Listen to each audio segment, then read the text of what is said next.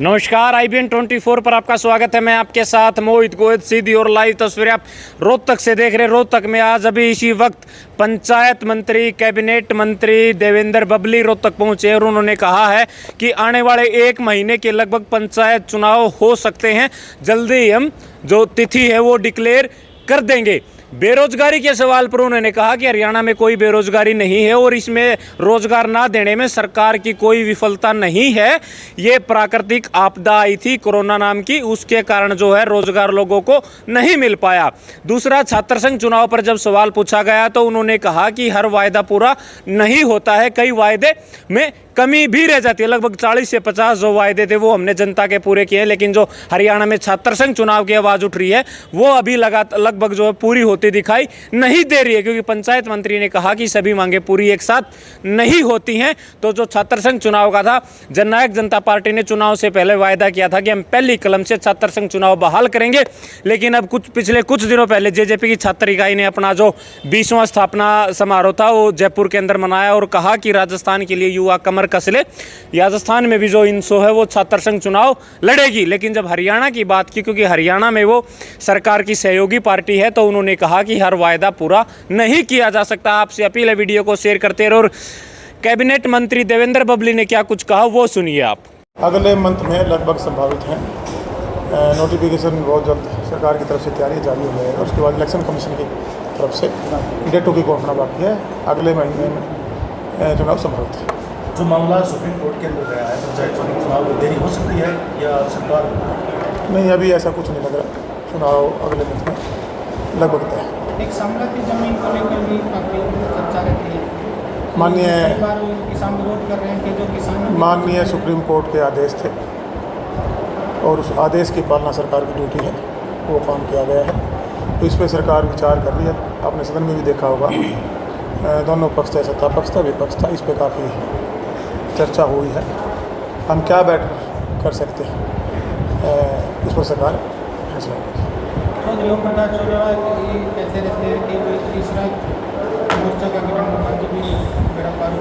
वो लोकतंत्र है, सबका हक है। वो क्या कहते हैं, फैसला तो देश की जनता ने, प्रदेश की जनता ने। क्या जेजेपी सिंबल पे लड़ेगी अब की बार चुनाव पंचायत? वो हमारा अभी हमने जो हमारी मीटिंगें रखी हैं जिला लेवल पे, हमारे जो पार्टी के पदाधिकारी हैं, हमारे साथी हैं, उनसे हम फीडबैक लेने के लिए आए हैं। उस फीडबैक के बाद जब चंडीगढ़ में हमारे जो दोनों पार्टियों की तरफ से कमेटियां बनी हैं, उस कमेटी में हम हमारी बात जाकर रखेंगे और वो पार्टी फैसला लेगी। दोनों पार्टियों का फैसला होगा। उस टाइम सिंबल पे जाना नहीं जाना, हमने हमारे साथियों को से ये आह्वान किया, उनसे रिक्वेस्ट की है कि जो पार्टी को समर्पित सिपाही हैं हम उनको चिन्हित करें। बाकी जो फैसला होगा वो फैसला आपके सामने आ जाएगा। कब तक हो सकता है ये फैसला लिया जा सकता है? ये बहुत जल्दी हमारे जो 15 अगस्त है, 15 अगस्त तक लगभग ये मीटिंग शायद 15 के बाद ही हम रखेंगे और उसमें जल्दी फैसला करेंगे। सर, जिस तरह से बिहार में राजनीति में पटक रही है, नीतीश कुमार ने ये कहा कि जिस तरह से भाजपा क्षेत्रीय पार्टियों को खत्म करने में लगी हुई है, तो सबको एक साथ आना चाहिए, सब कुछ नहीं चाहिए। देखिए, अब उस पर मैं कोई टिप्पणी नहीं करना चाहता। हम तो जो हमारी पार्टी का कार्यकर्ता है, आज हमने उनसे आह्वान किया है कि ज़्यादा से ज़्यादा लोगों के बीच में जाएं, अपनी पार्टी की विचारधारा जो देवीलाल जी की विचारधारा है उसको भर कर तक ले जाएं। और 10 महीने की जो पार्टी थी, अब आपके पास सरकार में आपको समय मिला है। हमारा लोगों पर विश्वास है और जो वोट परसेंटेज हम सिर्फ 10 महीने में 17% दे गए थे, हम ईमानदार से सरकार में आज गठबंधन में काम कर रहे हैं। और मैं ये महसूस करता हूँ कि आने वाले समय में हरियाणा प्रदेश की जनता का आशीर्वाद हमें भरपूर मिलेगा। जेजेपी की एक मुहिम लेकर चली हुई है दुष्यंत को सीएम बनाने को लेकर। बिल्कुल, हर कार्य का गठबंधन जब आज हम गठबंधन में हैं, पहले हम गठबंधन में चुनाव नहीं लड़े थे। परिस्थितियाँ उस टाइम अलग किस्म की थी जब हम चुनाव लड़े, विपरीत परिस्थितियाँ थी। उसके बाद जनता के हित के लिए, प्रदेश के हित के लिए हमने आज सहयोग में हम गठबंधन में सरकार चला रहे हैं। आने वाला समय दोनों पार्टियों का जो फैसला होगा वो तय करेगा। और जब वोट परसेंट बढ़ेगा, सीटें ज़्यादा आएंगी, तो स्वाभाविक ही बात है कि पार्टी की ताकत बढ़ेगी।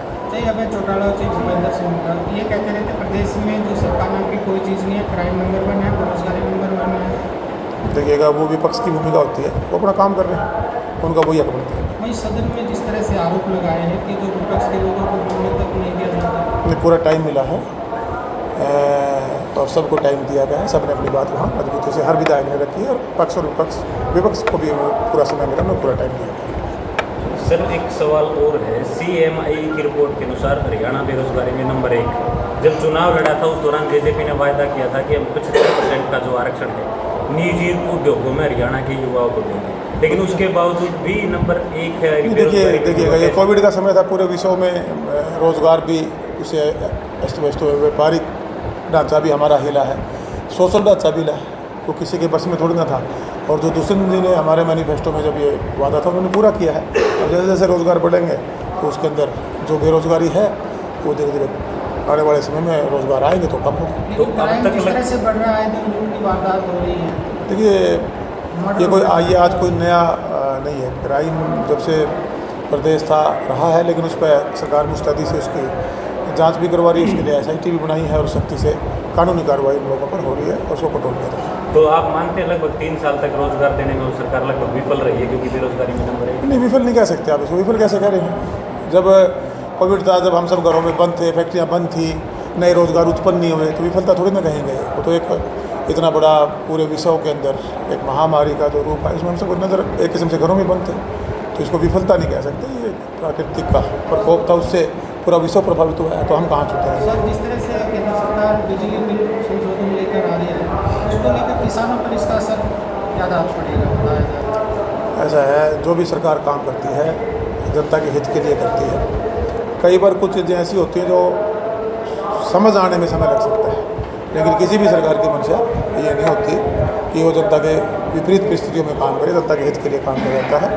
और जो भी बिल चाहे हमारे केंद्र सरकार द्वारा चाहे राज्य सरकार द्वारा लिए जाते हैं, प्रदेश और देश हित में होते हैं। आपके पास पंचायत जाना है, गाँव के लिए क्या विशेष योजनाएं हैं जो विकास में गाँव चलते जा रहे हैं, उसके लिए क्या योजना लेकर आ रहे हैं? देखिए, गाँव के अंदर जो मूलभूत सुविधाएँ हैं, जो हमारे लोगों का हक है, वो उन तक देना हमारे गठबंधन की सरकार उसके लिए वचनबद्ध है। और उस पर पिछले 2 साल बिल्कुल ये सही है कि जो डेवलपमेंट थी, जो कार्य जिस प्रगति से होनी चाहिए नहीं हो पाए थे, उसके कारण मैं पहले भी आपको बता चुका हूँ। उसके बाद अब अपने पूरा खाका पूरे प्रदेश का एक रोड मैप के साथ ब्लूप्रिंट तैयार किया है। जो मूलभूत सुविधाओं में 24 घंटे बिजली देने की बात है, उसमें काफ़ी हद तक हम कामयाबी हुए। 5000 के आसपास गाँव तक हम गए भी हैं। उसमें जहाँ लाइन लॉस ज़्यादा है वहाँ 16, 18 और 22, 24 घंटे की लाइटें गई हैं। इसी तरह स्वच्छ पानी देने की बात हो, सड़कों का काम हो, ग्रे वाटर मैनेजमेंट के तहत जो ओवरफ्लोइंग का एक किसी भी सरकार का जो ध्यान नहीं था, हमारी गठबंधन की सरकार ने उसमें भी जो 1800 बॉन्ड उसमें से पहले फेज में हमने 3500 गाँव को टारगेट किया है। इसी प्रकार ई-लाइब्रेरी देने की बात हो, स्कूलों में कोई इम्प्रूवमेंट करने की बात हो, जहाँ एज पर नीड जिम देने की बात हो, जो 8-9 सुविधाएँ हमारे गाँव वासियों को चाहिए, गाँव का सौंदर्यीकरण, पार्क लगाने की बात हो, स्ट्रीट लाइट लगाने की बात हो, कैमरे से लेस करने की बात हो, उस पर हमने पूरा काम शुरू किया हुआ है। और मैं ये नहीं तो नहीं कहता कि पिछले 60 साल में जो डेवलपमेंट नहीं हुई अपने लेवल पे वहाँ भी हुई होंगी, लेकिन मैं ये जरूर कह सकता हूँ कि पिछले दिनों में जो एक तरीके से जो काम नहीं हुआ उसको हम अग्राधिकार पर लेकर आए।